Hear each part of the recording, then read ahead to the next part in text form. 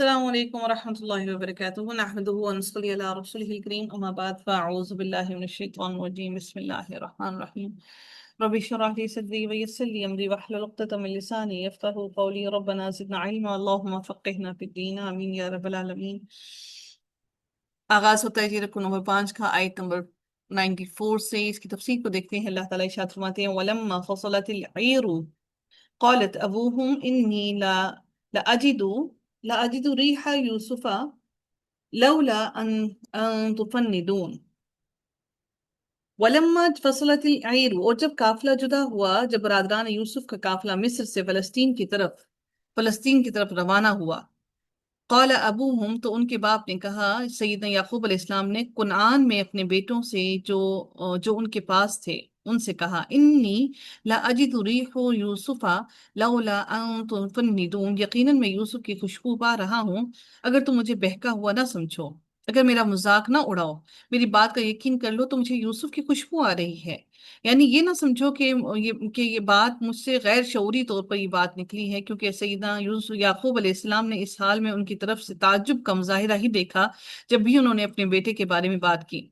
تو سیدنا ابن عباس رضی اللہ تعالیٰ عنہما نے فرمایا کہ جب قافلہ مصر سے روانہ ہوا تو زور کی ہوا چلی، اور یہی ہوا سیدنا یعقوب علیہ السلام کے پاس سیدنا یوسف علیہ السلام کی خوشبو لائی، اور انہیں سیدنا یوسف علیہ السلام کی قمیض کی خوشبو محسوس ہونے لگی. اتنے فاصلے سے خوشبو کو محسوس کرنا اللہ تعالیٰ کی طرف سے ایک بہت بڑا معجزہ تھا. یہ اس حقیقت کا اعلان تھا کہ اللہ تعالیٰ کے پیغمبر کو بھی جب تک اللہ تعالیٰ خبر نہ دے وہ بے خبر ہی رہتا ہے، چاہے بیٹا قریب کے کسی کنویں میں کیوں نہ ہو. اور جب اللہ تعالیٰ اس کا انتظام فرما دے تو مصر جیسے دور کے علاقے میں بھی بیٹے کی خوشبو آ سکتی ہے. شہر مصر سے کنعان تک سیدنا ابن عباس کی روایت کے مطابق 8 دن کی مسافت کا راستہ تھا، اور سیدنا حسن رضی اللہ تعالیٰ عنہ نے فرمایا کہ 80 فرسخ یعنی تقریباً 250 میل کا فاصلہ تھا. اللہ تعالیٰ نے اتنی دور سے حضرت یوسف علیہ السلام کی قمیض کے ذریعے سے سیدنا یوسف علیہ السلام کی خوشبو سیدنا یعقوب علیہ السلام کے دماغ میں پہنچا دی. اور یہ عجائب میں سے ہے کہ جب سیدنا یوسف علیہ السلام اپنے وطن کنعان ہی کے ایک کنویں میں 3 روز تک پڑے رہے تو اس وقت یہ خوشبو ان کو محسوس نہ ہوئی. یہیں سے معلوم ہوتا ہے کہ کوئی معجزہ پیغمبر کے اختیار میں نہیں ہوتا کہ وہ ان کے اپنے اختیار میں ہو، بلکہ معجزہ اللہ تعالیٰ کی طرف سے عطا کیا جاتا ہے. پھر اللہ تعالیٰ نے اگلی آیت میں مزید فرمایا قالوا تاللہ انک لفی ضلالک القدیم، تو ان کے بیٹوں نے کیا کہا، اللہ کی قسم، یا سیدنا یعقوب علیہ السلام کے بیٹوں نے اللہ کی قسم اٹھا کر کہی کہ بے شک آپ تو یقیناً اپنے پرانے خبط میں، اپنی پرانی گمراہی میں، اپنے پرانے خواب و خیال میں، اپنی پرانی غلطی میں مبتلا ہیں. آپ تو یوسف علیہ السلام کی، یوسف کی محبت میں اس قدر ڈوبے ہوئے ہیں کہ آپ کو معلوم ہی نہیں ہوتا کہ آپ کیا کہہ رہے ہیں. بیٹوں نے باپ سے سخت بات کی. یہ بات کسی بیٹے کے لائق نہیں کہ وہ اپنے باپ سے اتنی توہین آمیز بات کرے. تو اللہ تعالیٰ پھر فرماتے ہیں فَلَمَّا أَن جَاءَ الْبَشِيرُ أَلْقَاهُ عَلَى وَجْهِهِ فَارْتَدَّ بَصِيرًا، تو اللہ تعالیٰ فرماتے ہیں کہ سو جب خوشخبری لانے والا آیا، بشیر سے مراد قاصد یہودا تھا، یعنی کہ جو ان کا بیٹا، بڑا بیٹا وہاں رہ گیا تھا، وہ جب آیا، آپ سیدنا یعقوب علیہ السلام کے سب سے بڑے صاحبزادے ہیں، آپ ہی اللہ تعالیٰ کے نبی کے پاس سیدنا یوسف علیہ السلام کی خون سے لت پت قمیض لائے تھے.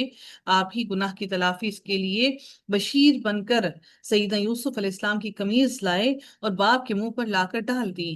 قمیض کے پڑتے ہی آپ کی بینائی بحال ہو گئی. القاہ علی وجہہ فرتد بصیرا، اس نے یوسف کا یوسف کے قمیض ان کے چہرے پر، اللہ تعالیٰ فرماتے ہیں کہ اس کے چہرے پر ڈال دیا اور چنانچہ وہ بینا ہو گیا. فرتد بصیرا یعنی دیکھنے والا ہو گیا. قالا، اس نے کہا، یعنی یعقوب علیہ السلام نے کیا کہا، علم اقل لکم، کیا میں نے تمہیں نہیں کہا تھا کہ انی عالم من اللہ ما لا تعلمون، کہ بے شک میں اللہ تعالیٰ کی طرف سے وہ جانتا ہوں جو تم نہیں جانتے. یعنی میں خود نہیں جانتا، لیکن اللہ تعالیٰ کی طرف سے جو علم مجھے دیا گیا ہے میں وہ جانتا ہوں اور وہ تم نہیں جانتے. تو انہوں نے اپنی لا علمی ظاہر کر کے ساتھ میں اللہ تعالیٰ کا علم کو بیان کرتے ہوئے فرمایا جو میں جانتا ہوں اللہ تعالیٰ کی طرف سے جانتا ہوں. من اللہ، اللہ تعالیٰ کی طرف سے، ما لا تعلمون، اور وہ تم نہیں جانتے. قالو، انہوں نے کہا، یا ابا نستغفر لنا، اے ہمارے ابا جان، آپ اب ان کو اپنی اس ساری غلطیوں پر پشیمانی ہوئی. انہیں احساس ہو گیا کہ ہمارے ابا جان یقیناً شروع سے بہت سی باتوں سے واقف ہوئے ہوں گے، لیکن انہوں نے ہمارے سامنے اس بات کو نہیں کھولا۔ تو انہوں نے کہا اے ہمارے ابا جان، آپ ہمارے لیے ہمارے گناہوں کی بخشش کی دعا کریں، یقیناً ہم ہی خطا کار تھے۔ بیٹوں نے باپ کے سامنے اپنے تمام جرموں کا اعتراف کیا اور ندامت کا اظہار کرتے ہوئے کہا کہ ہم سے واقعی بہت بڑی غلطی خطا ہو گئی ہے، ہم نے آپ کے ساتھ جو سلوک کیا اس کی وجہ سے ہم خطا کار ہیں، آپ اللہ تعالیٰ سے ہماری خطاؤں کی معافی مانگیے۔ یعنی اللہ تعالیٰ سے ہم اپنی اولاد کے لیے ان کے خطاؤں کی معافی اس صورت میں مانگ سکتے ہیں کہ اللہ تو ان کو معاف کر کے ان کو ہدایت عطا فرما۔ تو ہم یہ نہیں کہ وہ گناہ کرتے جائیں اور ہم ان کے لیے بیٹھ کے استغفار کرتے جائیں، ان کی معافی مانگتے جائیں، نہیں، بلکہ ان کی مغفرت کی دعا کر کے ہم اللہ تعالیٰ سے ان کی ہدایت کے لیے مانگ سکتے ہیں۔ ہمیں اپنے اولاد کے لیے مغفرت کی دعائیں کرنی چاہیے اور ان کے لیے ہدایت کی دعا کرنی چاہیے، تاکہ اللہ تعالیٰ ان کو گناہوں سے پاک کر کے اللہ تعالیٰ ان کو راہ راست عطا فرما دے۔ اللہ تعالیٰ پھر اگلی آیت میں ارشاد فرماتے ہیں، قال یعقوب علیہ السلام نے کہا، سوف استغفر لکم ربی، میں نے تمہارے لیے جلد ہی اپنے رب سے، انہوں نے کیا کہا، حضرت یعقوب علیہ السلام نے کہا میں جلد ہی اپنے رب سے تمہارے لیے بخشش کی دعا کروں گا، یعنی دعا قبول ہونے کا وقت آنے دو، میں اپنے رب سے تمہارے گناہوں کے لیے استغفار کروں گا۔ سیدنا یعقوب علیہ السلام نے استغفار کو فضیلت والے مبارک وقت تک کے لیے مؤخر کر دیا تاکہ استغفار قبول ہو جائے۔ سیدنا عمر رضی اللہ تعالیٰ عنہ مسجد کی طرف آتے ہوئے ایک شخص سے دعا سنتے ہیں، اے اللہ تو نے مجھے بلایا، میں آ گیا، تو نے مجھے حکم فرمایا، میں نے اس کی تعمیل کی، یہ سحر کا وقت ہے، اپنے فضل سے مجھے بخش دے۔ آواز پر غور کرتے ہیں تو معلوم ہوتا ہے کہ یہ آواز سیدنا عبداللہ ابن مسعود کے گھر سے آ رہی ہے۔ آپ اس بارے میں ابن مسعود سے پوچھتے ہیں تو سیدنا ابن مسعود عرض کرتے ہیں کہ سیدنا یعقوب علیہ السلام نے اپنے بیٹوں سے دعائے مغفرت کے لیے سحر ہی کا وعدہ فرمایا تھا۔ ایک حدیث میں ہے کہ جمعہ کی رات تھی، کہ دیکھیں کہ سحر کا وقت جو ہے مغفرت کے لیے اپنے اللہ تعالیٰ سے دعا کرنے کے لیے انہوں نے بھی کیا کہا کہ ان قریب میں تمہارے لیے، قال سوف استغفر لکم ربی، کہ میں ان قریب تمہارے لیے اللہ سے بخشش کی دعا کروں گا۔ یعنی ان کو، انبیاء کو بھی اس وقت کا انتظار ہوتا تھا کہ جو وقت اللہ تعالیٰ کے ہاں قبولیت کی گھڑی کا ہوتا ہے۔ ہم جیسے اپنے شوہروں کے سامنے بات کرنا چاہ رہے ہوتے ہیں، اپنی منمانی کی بات بنوانا چاہ رہے ہوتے ہیں، تو ہم ان کے اچھے موڈ کا انتظار کر رہے ہوتے ہیں۔ جب ان کا موڈ اچھا ہو تو ہم تب ان کے آگے اپنی گزارش رکھتے ہیں۔ تو اللہ تعالیٰ سے جب اپنی دعاؤں کو قبول کروانا چاہتے ہیں تو یا اپنی دعاؤں کو قبول کروانے کے لیے سحر کے وقت اللہ تعالیٰ سے دعائیں مانگیے تاکہ رب کائنات ہماری دعاؤں کو قبول فرما لے۔ اللہ تعالیٰ پھر فرماتے ہیں انہو هو الغفور الرحیم، یقیناً وہی بے حد بخشنے والا، نہایت رحم فرمانے والا ہے، وہ خطاؤں کو بخشنے والا ہے، وہ سچے دل سے کی گئی توبہ کو معاف کرنے والا ہے۔ اللہ تعالیٰ فرماتے ہیں کہ یعنی حدیث میں آتا ہے کہ سیدنا ابو ہریرہ بیان کرتے ہیں کہ رسول اللہ صلی اللہ علیہ وسلم نے فرمایا، قسم اس جان کی، اس ذات کی، قسم اس ذات کی جس کے ہاتھ میں میری جان ہے، اگر تم گناہ نہ کرو تو یقیناً اللہ تعالیٰ تمہیں فنا کر دے گا اور ایسے لوگوں کو پیدا کرے گا جو گناہ کریں گے اور پھر اس سے بخشش مانگیں گے تو اللہ تعالیٰ ان کو بخش دے گا۔ سبحان اللہ، سبحان اللہ۔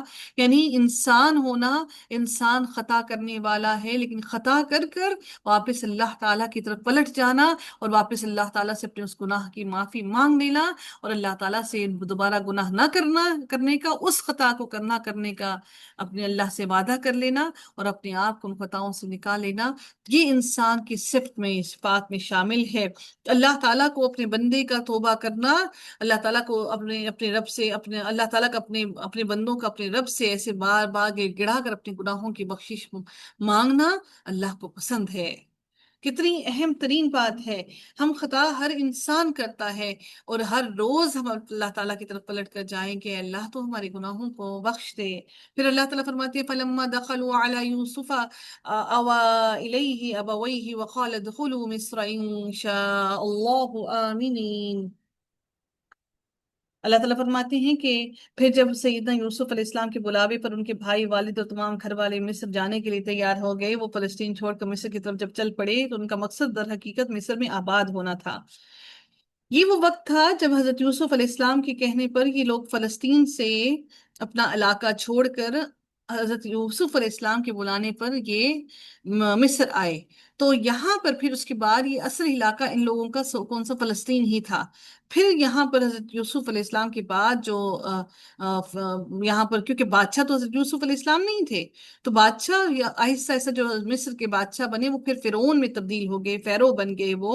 یعنی ان کا یہ لقب ہوا کرتا تھا ان کے بادشاہ کا، فرعون. ان کا نام کچھ اور ہوتا تھا لیکن فرعون ان کا لقب ہوا کرتا تھا. بادشاہ کو ان کے فرعون کہا جاتا تھا. جس طرح سے آپ کو معلوم ہوگا کہ حبشہ کے بادشاہ کو کیا کہا جاتا تھا، نجاشی کہا جاتا تھا، جی ایسا جی ہی ہے نا. جی جی تو جی اسی جی طرح سے یہ ان کو ان کا ان کے لقب ہوا کرتے تھے. ٹھیک ہے. تو اب یہ حضرت یوسف علیہ السلام کے بلانے پر یہ لوگ وہاں پر آئے اور یہ اس جگہ پر مصر کے اندر یہ یہ آ کر آباد ہوئے تھے. اچھا، فرعون جو تھا وہ دراصل ہم جانتے ہیں، جس سے کہ میں نے ابھی آپ لوگوں کو بتایا کہ فرعون کا اپنا نام الگ ہوتا تھا. تو جو مختلف تفاسیر میں اور مختلف روایات میں جو فرعون مصر تھا اس کا جو نام آیا وہ ولید بن مزغب مزعب مدعب ولید بن سوری مصعب ہے. ولید بن مصعب بن ریان. ولید بن مصعب بن ریان فرعون کا جو اصل نام تھا وہ ولید بن مصعب بن ریان تھا. یہ جو فرعون مصر، جو فرعون موسیٰ یعنی کہ موسیٰ علیہ السلام کے وقت میں جو فرعون تھا وہ تھا.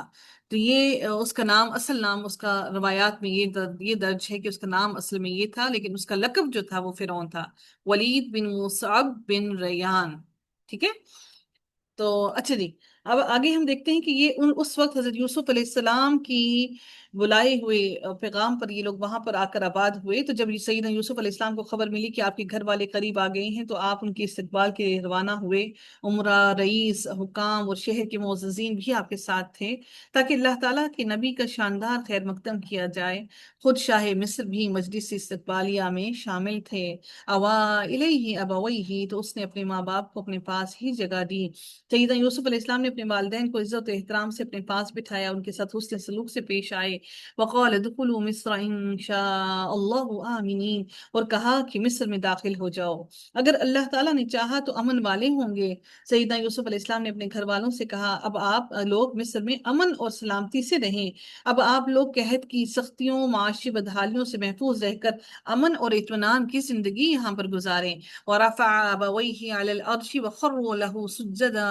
اللہ تعالیٰ پھر اگلی آیت جو مزید فرماتے ہیں کہ اور اس نے اپنے والدین کو اٹھا کر تخت پر بٹھایا، یعنی اپنے ساتھ تخت پر، شاہی تخت پر عزت سے بٹھایا. وَخَرُّوا لَهُ سُجَّدًا، اور وہ سارے کے سارے سجدے میں جھک گئے، سجدے میں گر گئے. یہ تعظیم کے طور پر سجدہ تھا. سیدنا یوسف علیہ السلام کے والدین اور بھائی ان کی عزت کے سامنے سجدے میں جھک گئے. وہ 11 بھائی تھے جنہوں نے سجدہ کیا. وقال، اور یوسف علیہ السلام نے کہا، انہیں جب سجدے میں پڑے دیکھا تو انہوں نے کہا یا ابتی، اے میرے ابا جان، ھذا تأویل رؤیای من قبل، یہ میرے اس خواب کی تعبیر ہے جو میں نے دیکھا تھا، پہلے دیکھا تھا. قد جعلها ربی حقا، یقیناً میرے رب نے اس کو سچا کر دیا، میرے رب نے اس خواب کو حقیقت میں بدل دیا. شریعت ابراہیمی میں تعظیمی سجدہ جائز تھا جو سیدنا آدم علیہ السلام سے لے کر حضرت عیسیٰ علیہ السلام کی شریعت تک جائز رہا. پھر شریعت محمدیہ میں حرام کر دیا گیا اور سجدہ رب ہی کے لیے مخصوص ہو گیا. حدیث میں ہے کہ سیدہ معاذ رضی اللہ تعالیٰ عنہ نے شام سے واپس آ کر رسول اللہ صلی اللہ علیہ وسلم کو سجدہ کیا. آپ نے پوچھا معاذ یہ کیا کر رہے ہو؟ کہنے لگے میں نے شام میں دیکھا کہ لوگ اپنے پادریوں کو سجدہ کرتے ہیں، تو آپ زیادہ حقدار ہیں کہ آپ کو سجدہ کیا جائے. آپ نے فرمایا اگر میں کسی کے لیے سجدہ کرنے کا حکم دیتا تو عورت کو حکم دیتا کہ وہ اپنے شوہر کو سجدہ کرے کیونکہ شوہر کا اس پر بڑا حق ہے، مگر یہ بھی حکم نہیں کیونکہ سجدہ اللہ تعالیٰ ہی کے لیے مخصوص ہے. بہرحال پہلی شریعتوں میں غیر اللہ کو سجدہ جائز تھا تعظیم کے طور پر. کوئی یہ نہ سمجھے کہ شوہر کی اہمیت اتنی ہے کہ وہ نعوذ باللہ کہ وہ بہت زیادہ، تعظیم کے طور پر، کیونکہ شوہر کا اپنی بیوی پر حق بہت ہے. ہم سمجھتے ہیں کہ ہم انڈیپینڈنٹ ہو گئے ہیں تو ہم پر شوہر کا کوئی حق نہیں ہے، ہم چاہیں تو اپنی مرضی کے مطابق زندگی گزاریں اور جس طرح چاہیں ہم سب کچھ کرتے چلتے پھریں، ایسا ہرگز نہیں ہے۔ ہمیں ہرگز قطعاً اس چیز کی اجازت نہیں ہے کہ ہم اپنی مرضی سے اپنی زندگیوں کو جہاں جیسے جس طرح چاہیں گزاریں۔ ہم خواتین کو اپنے شوہر کے تابع کر دیا گیا، اسی وجہ سے بھائیوں نے اور ماں باپ نے سیدنا یوسف علیہ السلام کو سجدہ کیا۔ وقد احسن بی، اور بے شک اس نے میرے ساتھ احسان کیا۔ سیدنا یوسف علیہ السلام نے اس موقع پر اللہ تعالیٰ کے احسانات اور انعامات کو یاد دلایا۔ اذ اخرجنی من السجن، جب مجھے قید خانے سے نکالا، یعنی اللہ تعالیٰ نے ان کو قید خانے سے، اب وہ اپنی تمام اللہ تعالیٰ کی نعمتوں کا، احسانات کا ذکر کرتے ہیں۔ اگر اللہ چاہتا تو ان کو اسی قید خانے میں بغیر کسی گناہ کے، بغیر کسی غلطی کے اسی میں ڈالے رکھتا اور وہ وہیں پر فوت ہو جاتے، لیکن ان کو اللہ کا اس اللہ کے اس احسان کا کو یاد تھا ان کو۔ اگر ہم سمجھتے ہیں کہ اللہ تعالیٰ نے ہم پر یہ آزمائش کیوں مبتلا کی ہے، ہم یہ نہیں دیکھتے کہ اللہ تعالیٰ نے ہمیں اپنے احسان سے اس آزمائش سے نکالا ہے۔ اگر اللہ چاہتا تو ہمیں قطعاً اس آزمائش سے باہر نہ نکالتا۔ تو پھر یہاں پر ارشاد ہوتا ہے مزید، وَجَاءَ بِكُم مِّنَ الْبَدْوِ، اور آپ سب کو صحرا سے یہاں لے آیا۔ آپ اپنے والدین پر بھی اس احسان کو یاد کیا، اس نے احسان کا ذکر کیا، اس احسان کا ذکر کیا کہ آپ لوگوں کو جنگل اور دیہات سے لا کر یہاں پر اس بچھڑے ہوں کو آپس میں، ہم سب کو آپس میں ملا دیا۔ سیدنا یعقوب علیہ السلام نے اونٹ اور بکریاں پال رکھی تھی، اس لیے ان کا زیادہ وقت جنگلات میں گزرتا تھا، اور وہ فلسطین کے کسی دیہات میں رہتے تھے۔ یہ یوسف علیہ السلام کی مہربانی اور حسن تخاطب تھا کہ وہ خطاب اس طرح کرے تھے کہ انہوں نے اپنے بھائیوں کے لیے تمام عفو کی طرف، ان کو تمام غلطیوں کو معاف کر کے اپنی حالت قید کا تو ذکر کیا، مگر اندھے کنویں میں ان پر جو کچھ گزری اس کا ذکر نہیں کیا، کہ وہ بار بار اپنے اس قصور کے لیے پشیمان نہ ہوں، اپنی غلطی کے لیے ان کے آگے شرمندہ نہ ہوں۔ سبحان اللہ، کیا ہی صبر تھا حضرت یوسف علیہ السلام کا۔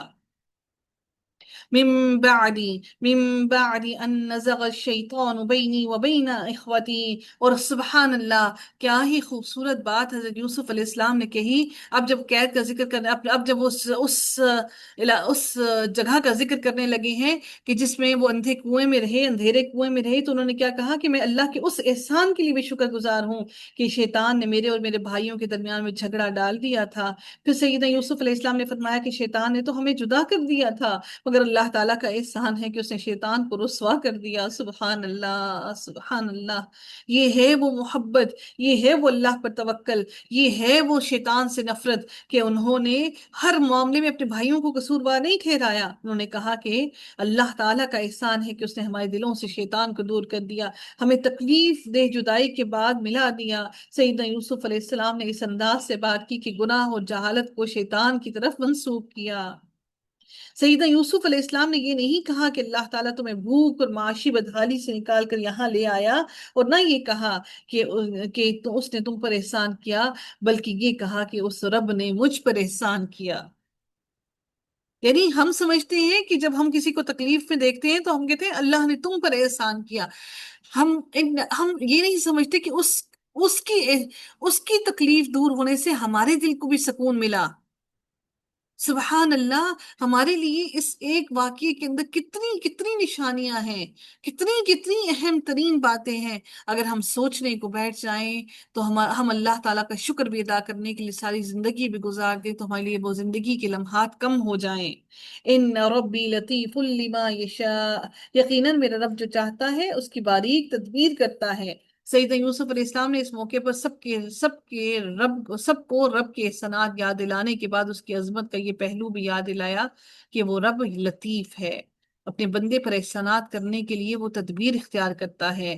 اگر یہ ساری تدبیریں نہ ہوتی تو آج اس مقام پر نہ حضرت یوسف علیہ السلام ہوتے، اگر وہ مصر میں اگر ان کے بھائی ان کو کنویں میں نہ ڈالتے، وہ قید نہ ہو، وہ عزیز مصر کے پاس نہ آتے، اور پھر عزیز مصر کے بعد وہ قید خانے میں نہ جاتے، اور پھر وہ ان کی ملاقات بادشاہ مصر سے نہ ہوتی۔ انہو هو العلیم الحکیم، یقیناً وہ سب کچھ جاننے والا اور کمال حکمت والا ہے۔ سبحان اللہ، نو ڈاؤٹ کہ اللہ تعالیٰ کمال حکمت والا ہے، اس کی ہر معاملے کے اندر کمال حکمتیں ہیں۔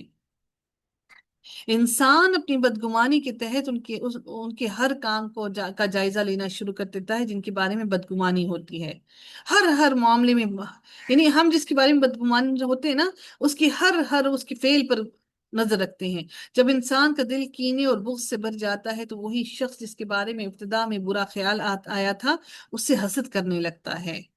انسان جب حسد کی آگ میں جلنے لگتا ہے تو کسی نہ کسی طرح اسے نقصان پہنچانے کی کوشش کرنے لگتا ہے جس سے وہ حسد رکھتا ہے۔ حسد کی تین اقسام ہیں، وہ کیا ہیں؟ تین مرتبے ہیں اس کے۔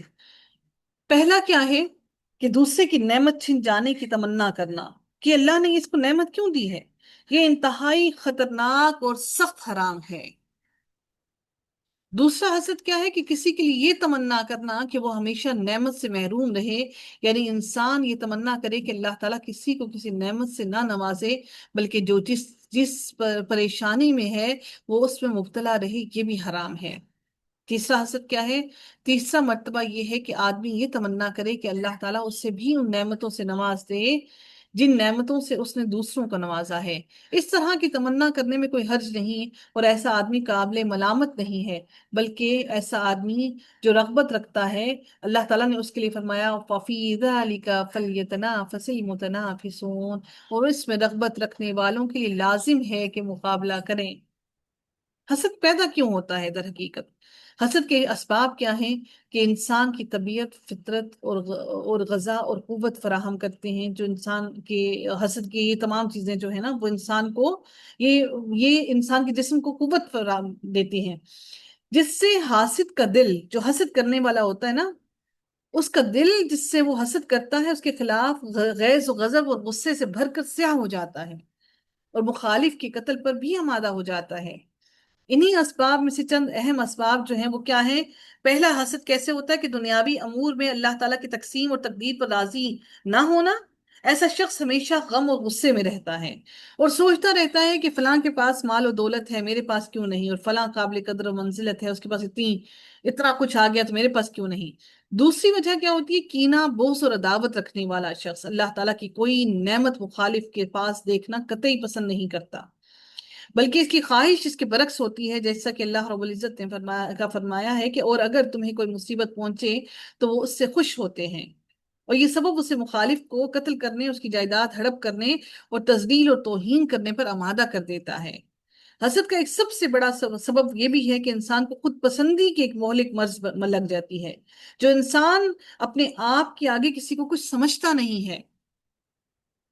اللہ تعالیٰ نے اس کے لیے سورہ اعراف میں فرمایا، اور کیا تم اس بات پر تعجب کرتے ہو کہ تمہارے پاس تمہارے رب کی طرف سے ایک نصیحت تمہارے پاس تم میں سے ہی ایک آدمی پر آئی ہے؟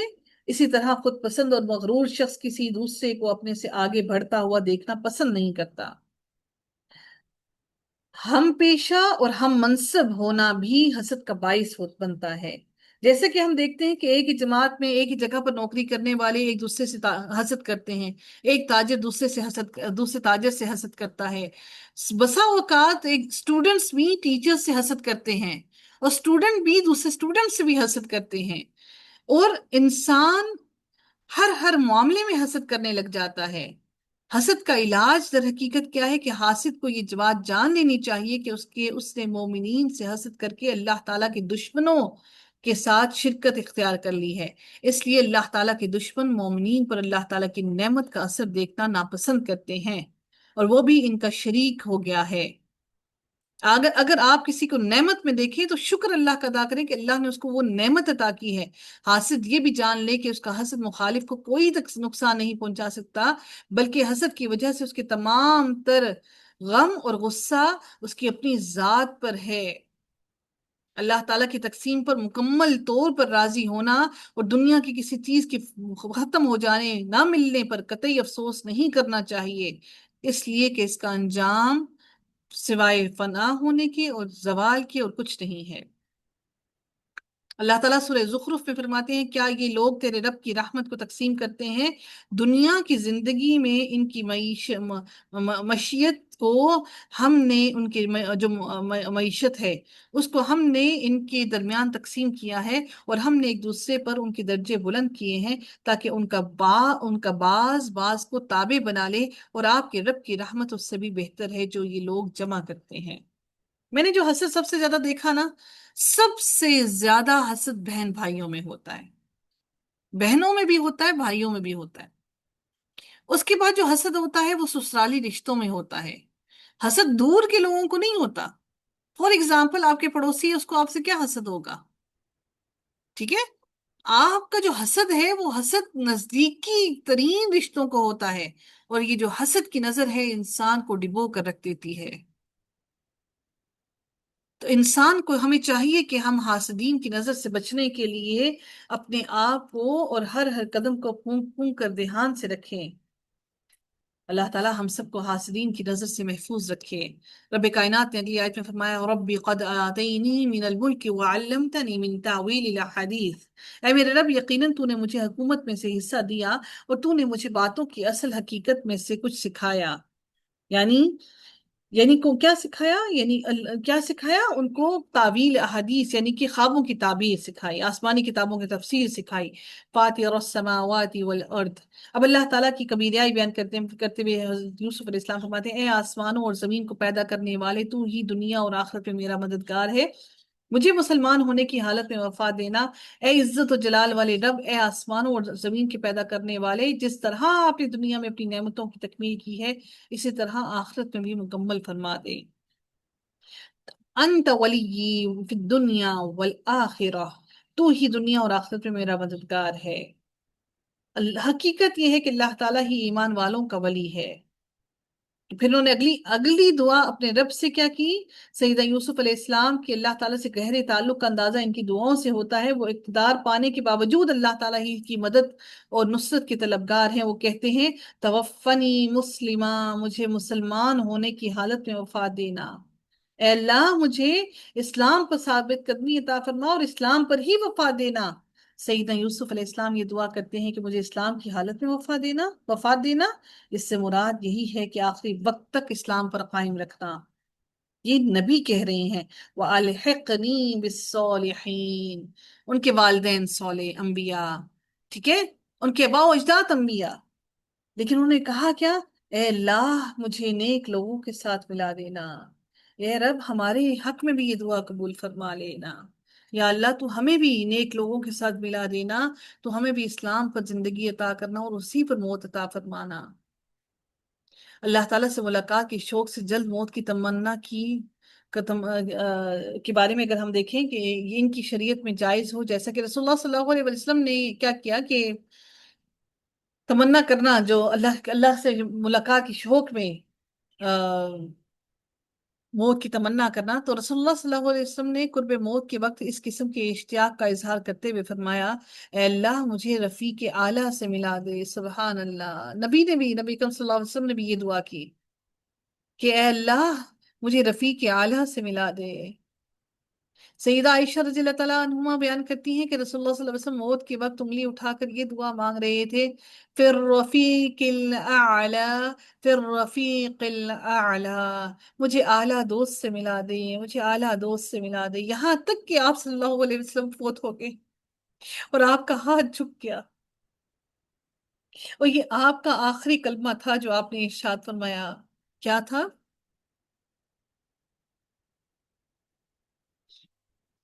فی الرفیق الاعلی، فی الرفیق الاعلی. حدیث میں ہے کہ کوئی مصیبت یا تکلیف سے گھبرا کر موت کی تمنا نہ کرے، البتہ جب دین میں فتنہ کا خوف ہو تو تمنا کر سکتا ہے، جیسا کہ فرعون کی جادوگروں نے اسلام لانے کے بعد دعا کی ربنا افرغ علینا صبرا وتوفنا مسلمین. سیدہ مریم علیہ السلام نے جب یہ کہا یا لیتنی مت قبل هذا وكنت نسیا منسیا، یعنی جب دین سے پر ثابت قدمی محسوس ہو کے آپ ثابت قدم نہیں رہ سکتے، اس وقت دعا کی جا سکتی ہے. امام بخاری کو جب امیر خراسان سے جھگڑا پیش آیا تو انہیں یہ دعا کرنی پڑی اللہم توفنی الیکا، اے اللہ مجھے اپنی طرف بلا لے. تو ایسا نہیں ہے کہ ایمان والوں کو کسی وقت میں اپنے بہت آسانی کا ہر وقت انہیں وقت رہا. ہر ایمان والوں کو یقیناً ان کو بہت آزمائشوں سے گزرنا پڑا. سیدنا یوسف علیہ السلام کے دل میں اللہ تعالیٰ کی عظمت کا شعور کیسے آیا؟ وہ اس طرح کہ سیدہ یوسف علیہ السلام اللہ تعالیٰ کے پیغمبر تھے، اللہ کی ذات کو جاننے والے تھے، ان پر وحی نازل ہوتی تھی، وہ اللہ کی عظمت کا شعور رکھتے تھے. اور سیدنا یوسف علیہ السلام ہر انعام کو اللہ تعالیٰ کی جانب سے سمجھتے تھے، اقتدار کو انہوں نے اللہ تعالیٰ کی اطاعت سمجھا، خوابوں کی تعبیر کو اللہ تعالیٰ کی اطاعت سمجھا۔ ذالک من انباء الغیب نوحیہ الیک وما کنت لدیہم اذ اجمعوا امرہم وہم یمکرون۔ اب یہ واقعات جو ہیں وہی الہی میں سے ہیں اور رسالت کی دلیل ہیں۔ اس کی وضاحت اس آیت سے ملتی ہے کہ ذالکہ، یہ تمام واقعات، من انباء الغیبی نوحیہ، یعنی کہ نبی اکرم صلی اللہ علیہ وسلم کو اللہ تعالیٰ یہ ساری وحی کر رہے ہیں، یہ خبریں ان کو دے رہے ہیں۔ اگر اللہ تعالیٰ وحی نہ کرتے تو یہ خبریں نہ پہنچتی، تاکہ ایمان لانے والے واقعات سے عبرت حاصل کریں، تاکہ وہ ان میں بھی صبر آئے۔ اللہ تعالیٰ فرماتے ہیں وَمَا كُنْتَ لَدَيْهِمْ إِذْ أَجْمَعُوا أَمْرَهُمْ، اور نہ آپ ان کے پاس موجود تھے۔ نبی صلی اللہ علیہ وسلم کو کہہ رہے ہیں آپ ان کے پاس موجود نہ تھے جب یوسف کے بھائیوں نے اپنے کام کا پختہ ارادہ کیا، جب سیدہ یوسف علیہ السلام کے بھائیوں نے سازش تیار کی تھی، اس وقت رسول اللہ وہاں موجود نہ تھے، لیکن اس کے باوجود ان کو سارا علم دینا یہ ثابت کرتا ہے کہ قرآن مجید وحی الہی ہے، کسی انسان کا کلام نہیں ہے۔ اللہ تعالیٰ نے یہ سارا واقعہ بیان کرنے کے بارے میں بات بتایا، اور پھر مزید کیا فرمایا، وَهُمْ يَمْكُرُونَ، اور جب وہ خفیہ تدبیریں کر رہے تھے آپ وہاں موجود نہ تھے۔ وَمَا أَكْثَرُ النَّاسِ وَلَوْ حَرَصْتَ بِمُؤْمِنِينَ، اور آپ خواہ کتنی ہی حرص رکھیں اکثر لوگ ہرگز مومن نہیں ہوتے۔ آپ کتنی ہی کوشش کیوں نہ کریں، آپ جتنا بھی چالیں، یہ مومن نہیں ہو سکتے۔ وَمَا تَسْأَلُوهُمْ عَلَيْهِ مِنْ أَجْرٍ إِنْ هُوَ إِلَّا ذِكْرٌ لِّلْعَالَمِينَ، حالانکہ آپ اس پر ان سے کوئی معاوضہ بھی نہیں مانگتے، آپ ان کو یہ نہیں کہتے کہ آپ مجھے کوئی اجرت دو، میں تمہیں دین پہ سکھاتا ہوں۔ ان ہوا الا ذکر للعالمین، یہ تو جہان والوں کے لیے ایک نصیحت ہے۔ یہ دین قرآن جہان والوں کے لیے ایک نصیحت ہے، اس سے بڑھ کر اور کچھ نہیں ہے۔